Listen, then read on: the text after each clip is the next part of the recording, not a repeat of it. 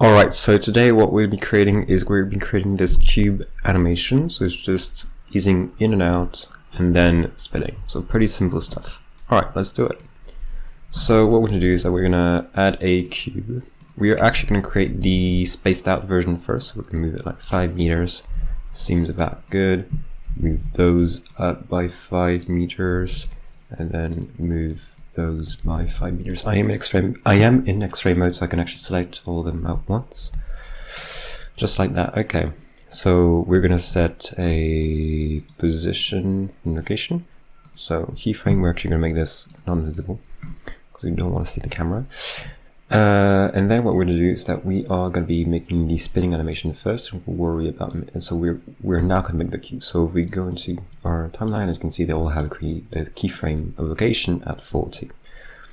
So what we want to do now is build the square around this cube, because this is our center cube that does not move. So just move it. It's going to be -3. And then -3, you can insert keyframe right here. Okay, so pretty simple stuff. And yeah, that's going to be actually pretty simple to do. So I'm going to top down, actually exit that mode. So it's going to be 3 meters that way.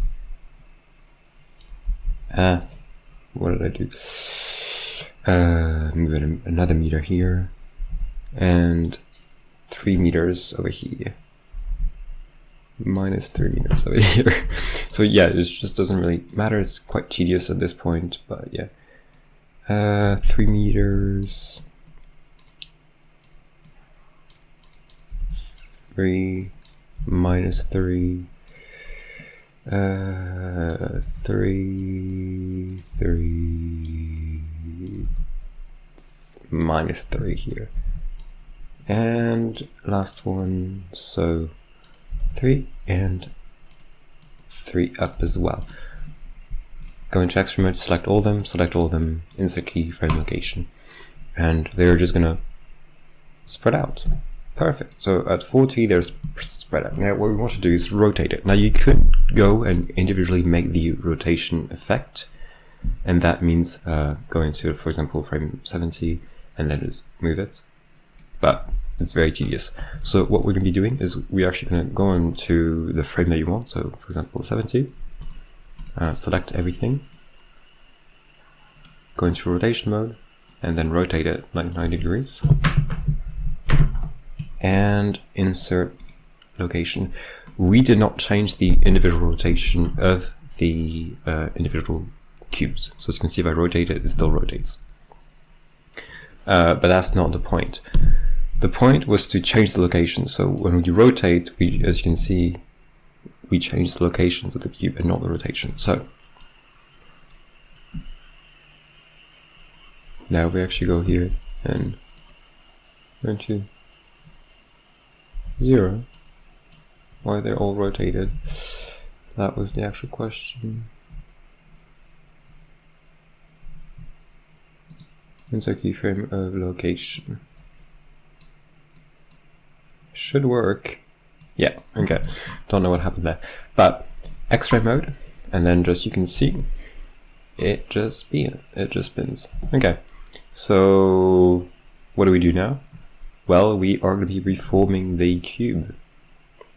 So we're going to go, for example, 40 frames later, so that 110, and we're going to rebuild the square around that one. So we're going to move these squares back. So +3, -3, +3, and 3, 3, okay, that's good, -3, and 3. Creating the cube is always a bit tedious, but I'm sure someone in the comments will actually find a better way to do this, because it's sure that there's an easier and quicker way, but that's just how I do it. So -3 and times 2. and then go into X-ray, so you can select all of them, and insert location. If we make this end at 119, so we get a perfect loop, 109, so we get a perfect loop. If we play and actually go into 3D viewport, as you can see, it creates the animation beautifully. Just like that. So yeah, it's pretty simple to create an animation. Well, that's actually a miniature cube, so let's look at it from here. This is like the perfect viewpoint is right about here. So that's where you will set your camera with Control-Alt-0. And then you can just move the camera a bit. Okay, so cool. And then when you render, you get this animation, which is pretty cool. So yeah, that's it for today.